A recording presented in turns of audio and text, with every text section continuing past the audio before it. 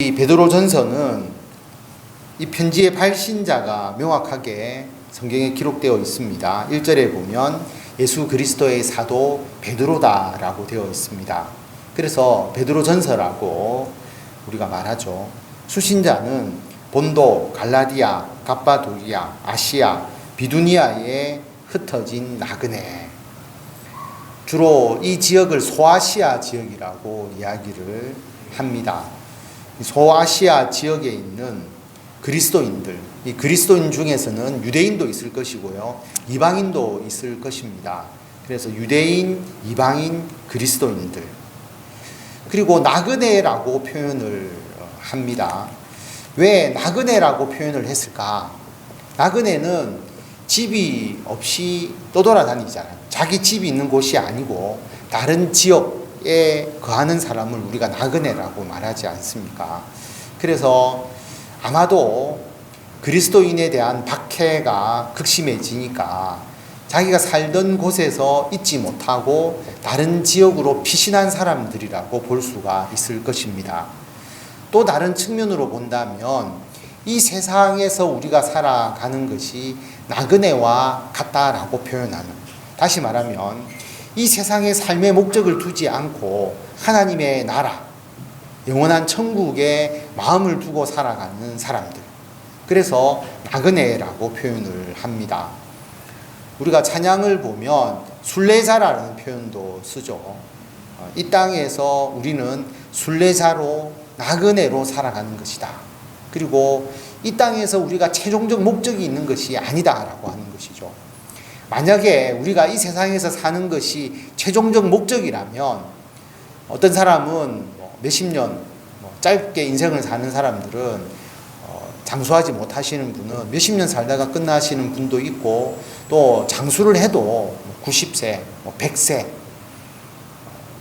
얼마 전에 뉴스에 보니까 인간의 평균 수명이 150세까지도 올라갈 수 있다, 그런 이야기도 나오던데, 어쨌든 100세 내외에 살다가 우리가 인생을 마무리하게 되는 것인데, 그보다 더 짧게 사는 사람도 있고, 근데 그동안에 내가 살아가는 것이 이 세상에서의 모든 것이라고 한다면 사람들이 거기에만 몰두하지 않겠습니까? 조금 더 잘 입고, 좀 더 잘 먹고, 그리고 남들보다 좀 더 높은 지위를 누리고, 내가 목숨이 붙어 있는 동안 더 즐기면서 살아가야지라고 생각할 것인데, 이 예수 그리스도를 믿는 사람들은 이 땅이 최종적 목적이 아니라 나그네라고 표현하듯이 하나님의 나라의 가치를 위해서 이 땅에서 의미 있게 살아가는 사람들이라고 하는 겁니다.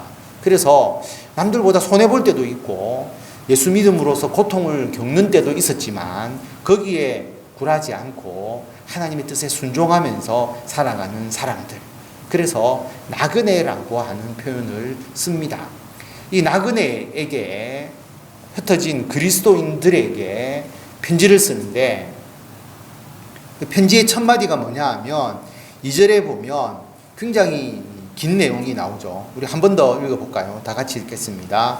곧 하나님 아버지의 미리 아심을 따라 성령이 거룩하게 하심으로 순종함과 예수 그리스도의 핏부림을 얻기 위하여 택하심을 받은 자들에게 편지하노니 은혜와 평강이 너희에게 더욱 많을지어다. 아멘.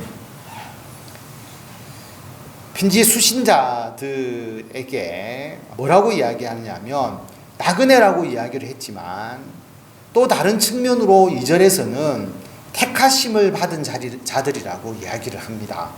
나그네라고만 딱 이야기를 하면 정처 없이 떠돌아다니는 것처럼 보이는데, 택하심을 받은 자들이라는 것은 하나님께서 그 사람을 지명하시고 택하셔서 하나님의 뜻과 계획에 따라서 그 사람을 이끌어 주신다는 의미가 강하죠. 그러니까 세상적으로 보면 우리는 순례자들, 나그네와 같이 보일 수가 있는데, 하나님의 관점에서 보면 우리는 하나님의 택함을 받은 자들이다라고 하는 것입니다. 어떻게 택함을 받았느냐? 우리가 삼위일체가 성경에 어디 나옵니까? 삼위일체라는 단어는 나오지 않죠. 그런데 삼위일체에 대한 표현이 성경에 굉장히 많이 나오는데요, 여기서도 그 중에 한 구절이라고 볼 수가 있습니다. 여기 보면 하나님 아버지, 성령, 그리고 예수 그리스도가 동등하게 나타나게 되고 그 세 분의 사역이 분명하게 나타나게 되고 이 세 분의 사역이 따로따로가 아니라 하나의 일체성을 이루고 있음을 우리가 알 수가 있습니다. 삼위일체를 나타내는 대표적인 구절 중에 하나입니다.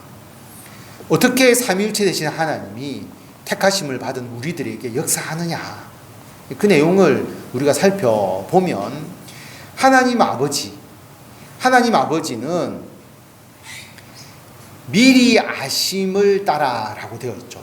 하나님 아버지께서는 모든 것을 미리 아시고 행하신다라고 하는 것입니다. 이것을 다른 말로는 예정이라고 이야기를 하고요. 그리고 하나님의 계획, 하나님의 뜻이라고 우리가 표현을 합니다. 예정이라는 말을 우리 그리스도인들이 오해하기가 굉장히 쉬운데요.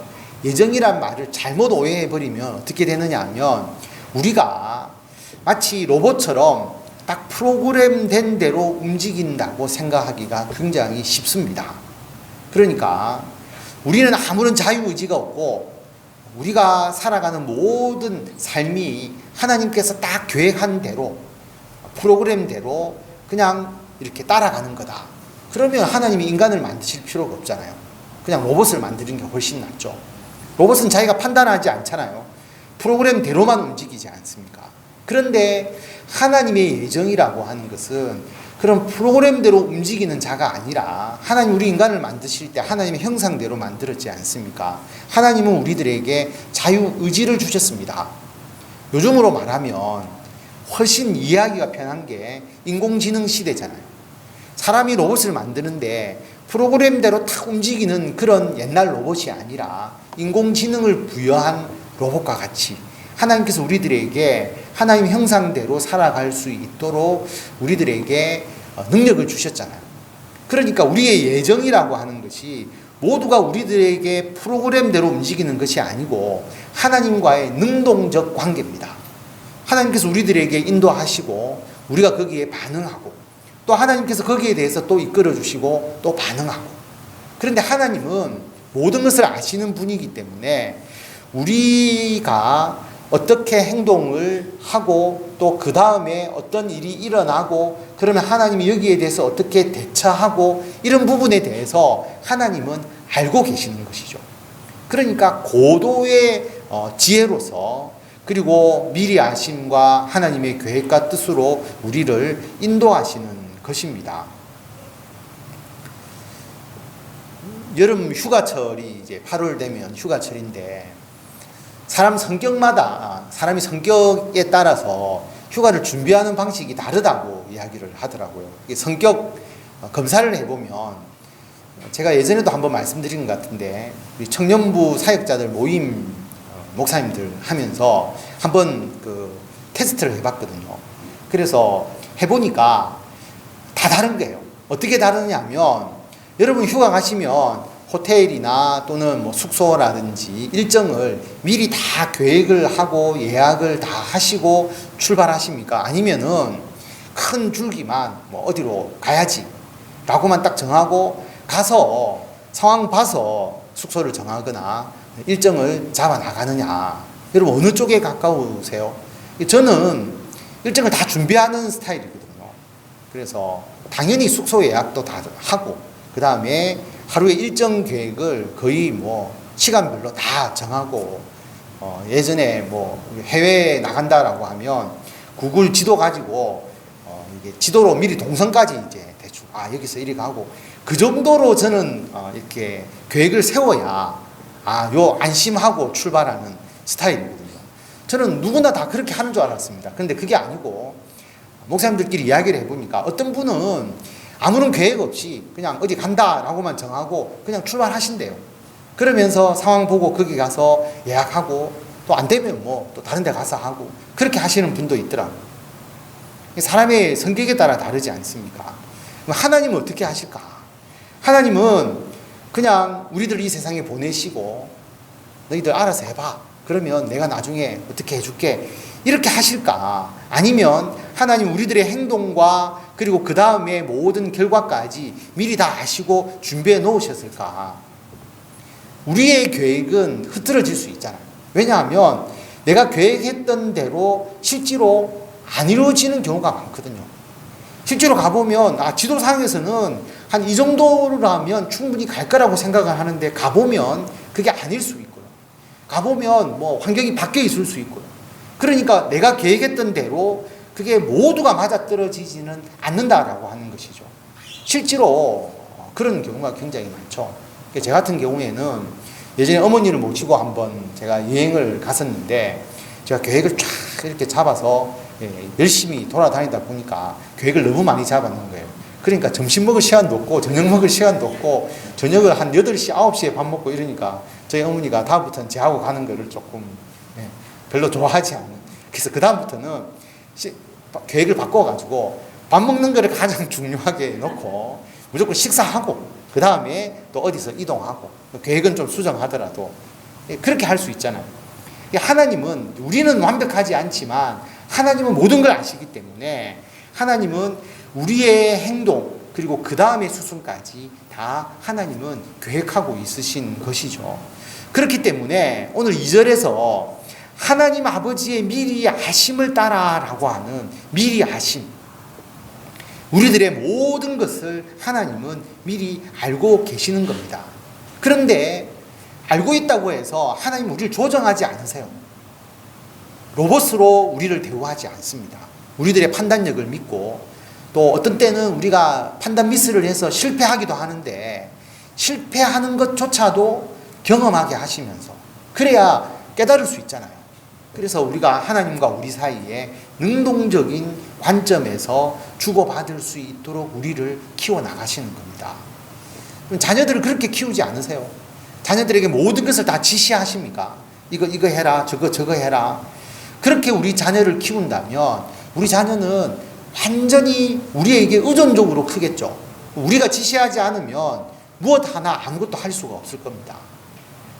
그런데 우리가 분명히 우리 자녀들보다는 더 잘 판단할 수 있잖아요. 우리가 인생도 더 많이 살았고 그리고 자녀들이 보지 못하는 것 우리가 미리 다 알고 있고 그렇지만 우리가 모든 부분에 간섭하지 않고 자녀들에게 맡길 때도 있잖아요. 그래서 자녀들이 시행착오도 해보고 그리고 자녀들이 거기에 대해서 실패해 보기도 하고 그렇게 하면서 자녀들이 배워나가는 부분이 있고 그러나 우리가 너무 큰 실패가 있거나 자녀가 너무 잘못된 길로 간다라고 생각이 들면 우리가 개입하잖아요. 제동을 걸거나 아니면 그렇게 해서는 안 된다고 조언을 해주지 않습니까? 그 결과를 우리가 어느 정도 예측할 수 있는 것은 하나님도 마찬가지입니다. 우리들에게 맡기시고 우리들의 삶 가운데서 일어나는 모든 일들을 하나님께서 우리들을 그냥 신뢰하시면서 어떤 때는 맡겨두시는 겁니다. 그러다가 우리가 실패하기도 하고 어려움을 겪기도 하지만 결국 그 모든 것을 통해서 하나님은 하나님의 계획과 뜻을 궁극적으로 이루어 가도록 우리를 인도해 주신다라고 하는 것입니다. 그래서 우리의 삶 속에서 일어나는 여러 가지의 사건과 사고와 또 일어나는 일들이 하나님이 다 그렇게 만든 거 아니냐, 하나님이 예정하신 거 아니냐, 다는 그렇지 않습니다. 우리들의 판단과 우리들의 행동 때문에 일어나는 일들도 있고요. 그러나 그것을 통해서 하나님은 우리들에게 주시는 메시지가 있다라고 하는 것, 그것을 우리가 기억해야 합니다. 하나님께서 미리 계획하셔서 이루신 가장 중요한 사건이 뭐냐 하면 예수 그리스도를 통한 우리들의 죄 사함이죠. 그래서 예수님의 핏뿌림, 2절에 보면 예수 그리스도의 핏뿌림을 얻기 위하여 택하심을 받았다라고 이야기를 합니다. 그래서 예수님의 핏뿌림을 통하여서 이 핏뿌림이라는 표현 자체가 구약에서 나오는 용어잖아요. 대속 제사를 드릴 때에 제물을 잡고 피를 양푼 위에 받아서 제단에 뿌리죠. 제단 뒤에 뿌리기도 하고 이 핏뿌림은 대속의 의미가 있거든요. 예수님의 십자가의 죽음이 예수 그리스도의 핏뿌림이다라고 하는 겁니다. 그 핏뿌림은 우리들의 죄를 대속하는 것이죠. 그래서 우리들의 죄를 대속하시고 우리들을 구원해 주시는 것, 이게 하나님의 택하심이고 하나님께서 이루고자 하시는 계획이었습니다. 그런데 예수 그리스도의 핏부림을 얻기 위하여 택하심을 받은 자들 앞에 뭐가 있느냐 하면 순종함이라고 되어 있죠. 한글이 참 읽기가 어려운 것이 어디에서 끊어야 되느냐 하는 게 언뜻 보면 우리가 참 헷갈리게 되어 있죠. 성령이 거룩하게 하심으로 순종함, 이렇게 끊어야 되느냐, 아니면 순종함과 예수 그리스도냐, 이런 식으로 처음 딱 읽으면 이게 이해하기가 굉장히 어려울 수도 있는데요. 순종함과 예수 그리스도의 핏부림을 얻기 위하여입니다. 그래서 여러분 그렇게 이해하시면 됩니다.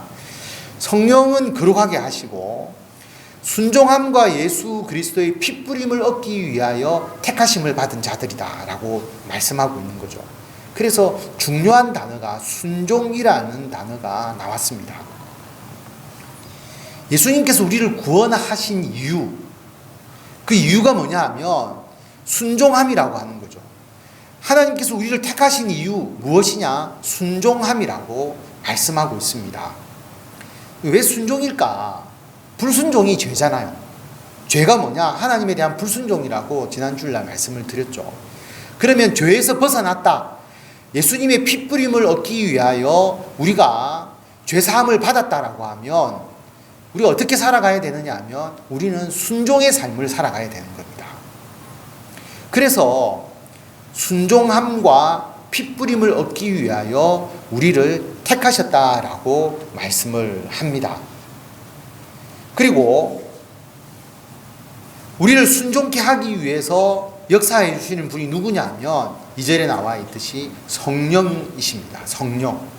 성령이 거룩하게 하신다라고 말하는데 성령이 어떻게 거룩하게 하십니까? 우리를 하나님의 말씀에 순종하도록 이끌어 주시잖아요. 성령에 따라서 살아갈 수 있도록 이끌어 주셔서 우리가 성령의 열매를 맺게 하시잖아요. 그래서 하나님과 성령과 예수 그리스도의 이 사역을 통해서 총체적으로 우리들에게 나타나는 것이 무엇이냐면 하나님은 우리를 향한 계획을 가지고 계십니다. 능동적 계획, 우리를 자유롭게 하시면서도 우리들이 하는 행동에 따라서 일어나는 결과들을 예측하시고 미리 준비하시고 또 우리들에게 영향력을 주시고 우리가 또 거기에 대해서 반응하는, 그래서 능동적 반응으로서의 계획하심을 가지고 계시고 예수 그리스도의 핏부림, 예수님의 십자가의 대속을 통해서 우리를 죄 사하여 주시고 우리들을 하나님의 말씀에 순종하는 삶을 살도록 하고 성령께서는 그것을 통해서 우리를 거룩한 길로, 우리가 육체의 욕망을 따라 살지 않고 하나님의 뜻을 따라서 거룩하게 살아갈 수 있도록 인도해 주시는 것, 이게 택함을 받은 우리들의 사명이다라고 하는, 우리들이 해야 될 일이다라고 하는 것입니다.